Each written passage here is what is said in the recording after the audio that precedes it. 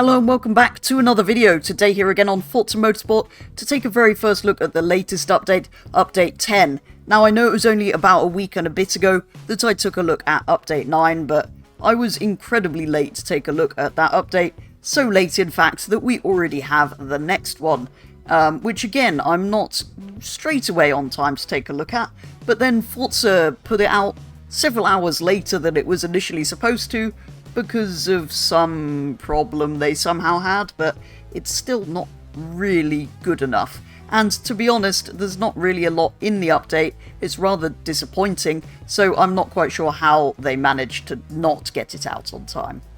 There is no new track with Update 10, and as far as I can tell, there's only one brand new to Forza car, which somehow we've never had in a Forza game before, the Mitsubishi Lancer Evo 3, which is an incredibly cool new car, but it is still only one new car. So I think we should purchase that straight away in yellow, I think. Surprisingly though, although fairly generic options, there are some aero and appearance upgrades we can make to the Evo. For example, we can not only put the hideous Forza aero on, but we can also de-wing it, and at the front we can put on the front bumper of many death and choppy blades, which were first introduced during Group B rallying, I believe, to chop the crowd out of the way. We've also got the usual front bumper option, and rear bumper option, and some rally-inspired hoods. We've not just got the bonnet pins, but we've also got and snorkel, and that option. There is also some new customization for a lot of the cars in the game. All of the Big Country Labs wings from Horizon 5 have also been brought over to Motorsport, so we can put them on things like the Nissan 350Z, for example. Just in case you're unsure of which cars it applies to, here is a list of all 18 cars that get this new wing. Apart from the new to Forza Evo 3 and the Big Country Labs aero coming across from Horizon 5, there is one other quite major change in this update. If we go over to settings and go across to gameplay and hub and scroll all the way down, you will notice here under details there is now a proximity radar option, which we can either have off, single player only, multiplayer only, or on. We can also choose whether we want it center top, where the map is, or center bottom. So this is what it looks like if you have it center top of the screen. You can see the little blue icon is me, and it sort of fades in and out when AI cars are there, showing little white rectangles and the sort of yellow and red radar bit. And this is what it looks like when it's center bottom. Although we don't have any cars near us, so I will just let them come soaring past. But it's a bit weird because it kind of, well, it's on top of where the car is, which is fine on a bright yellow car, but if you imagine a car that's blue or white, it's not going to be so great. If we put it where the map is, for example, though, you'll see at the moment driving along, it makes absolutely no difference. There is still a mini-map down in the bottom left. However, if I again slow down, let the AI catch up, you'll see as they come close to me, the map is then replaced with the proximity radar, and eventually, once we let all of them through, come on AI, it will then turn back to a map. Oh, and then back to a radar again, because somebody's going to punt me in the back. As I was saying, then back to a map again, which I think is just fantastic. They've gone from not having this feature to be honest, implementing it better than pretty much any game out there. Gran Turismo does do a very good job, so maybe on level with that. It's a slightly different way of doing it, but yeah, I think that's really clever how the map disappears. Although it didn't find him until I drove into him, so I don't think it's perfect, but yeah, it is cool the way they've done it. There are, of course, also some new events in the career mode to unlock a couple of cars that are new to this game, but not new to Forza. So over here in Featured, we have Endurance Tour from the previous update, with still 5 days to run.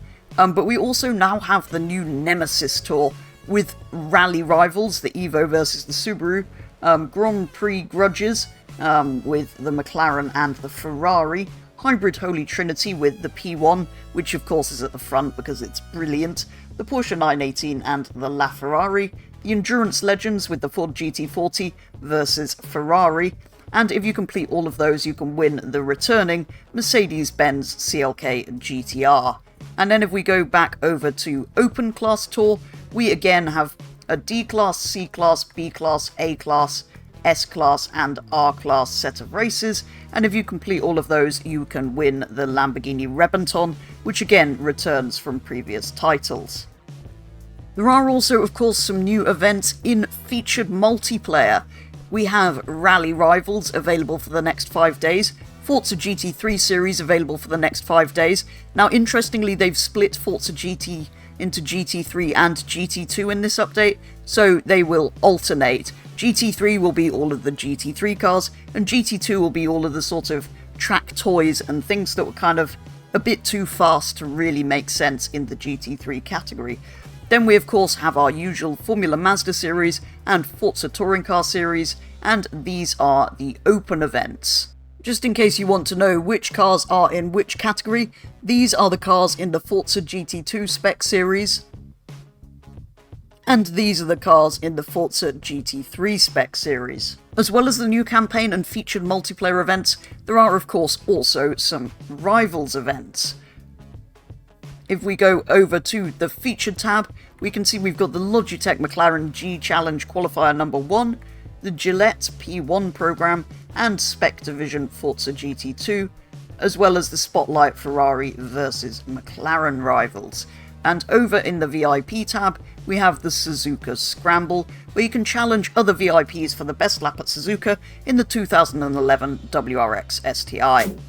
With this update, there was of course the usual list of bug fixes and improvements, the most notable one being that they said they had fixed an issue where shift times could be slightly different based on your PC's refresh rate. So it would seem, depending on what frames you were running on a PC, you would potentially be able to shift gear faster, which wasn't possible in online races because they're all limited to 60 FPS, but it would seem it was possible to affect your rivals' lap times with this. So to be honest, they should probably reset all of the leaderboards.